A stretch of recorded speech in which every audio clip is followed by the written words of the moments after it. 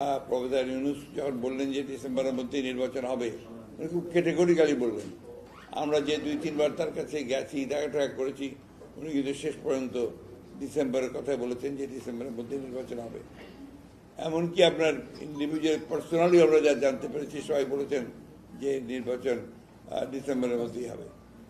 পট করে যখন উনি বললেন যে এটা ওনার বক্তব্যের মধ্যে যে ডিসেম্বর থেকে জুন মধ্যে হতে পারে, উই ওয়ার ফ্রাস্ট্রেটেড।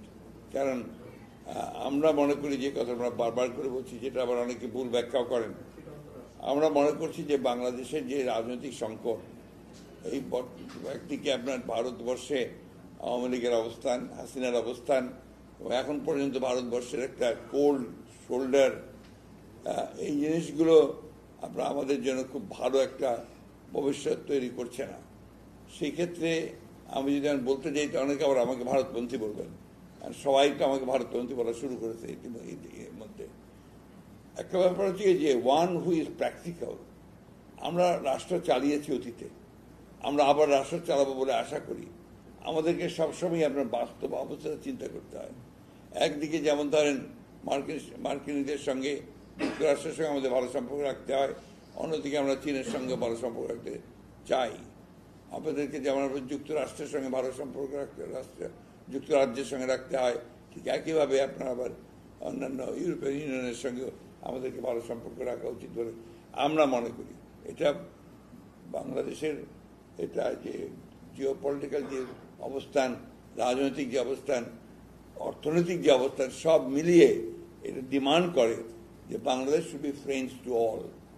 সেই ক্ষেত্রে আজকে আমার যে গণতন্ত্রের শত্রু, তাকে ভারতবর্ষে বসিয়ে রেখে আমি আপনার নির্বাচনটাকে পেছাবো, এটা আরও বেশি সংকট তৈরি করবে বলে আমার মনে হয়। আমরা যেটা বারবার করে বলেছি যে নির্বাচনটা যে আমরা চাচ্ছি, এটা নট বিকজ অফ যে আমরা ক্ষমতা যাওয়ার জন্য চাচ্ছি। আমরা মনে করি যে নির্বাচন হলেই সেটা একটা আপনার একটা ম্যান্ডেট পাবে সেই সরকার, এবং জনগণের সমর্থন পাবে সেই সরকারটার শক্তি আর একটা আনইলেক্টেড সরকারের শক্তির মধ্যে অনেক পার্থক্য আছে। That is very important. এটাতে ইউটিউপিয়ান কথা বলতে লাভ নেই। একটা ইলেক্টেড গভর্নমেন্ট যখন আপনার ইলেক্টেড হয়ে আসে, তার যে শক্তি আর একটা যে আপনার আনইলেক্টেড গভর্নমেন্ট, তার শক্তির মধ্যে অবশ্যই পার্থক্য আছে। আমাদের প্রশ্নটা ওই জায়গায় যে আমরা যদি ইলেক্টেড হয়ে যাই, ইলেকশন যদি হয়ে যায়, তার একটা শক্তিশালী অবস্থান দাঁড় করাচ্ছে। আর যেহেতু BNP is committed for reforms, এটা তো আজকে না, আমরা 2 বছর আগে, এমন কিন্তু আরও আগে, আমরা আরও আগে আপনার 2016-তে আমরা আপনার ভিশন দিয়েছি। So it is our commitment যে আমরা আপনার পরিবর্তনটা চাই। তখন তো আপনার এই প্রশ্নগুলো আসেনি। আমরা 2016-তে যে ভিশন দিয়েছিলাম, তখন কিন্তু আপনার অন্যান্য ছেলেপেলেদের সমস্যাগুলো ছিল না। কিন্তু এখন তো, তখন আমরা বলেছি যে আমাদের মনে হয়েছে যেটা কাঠামোগত পরিবর্তন করা দরকার।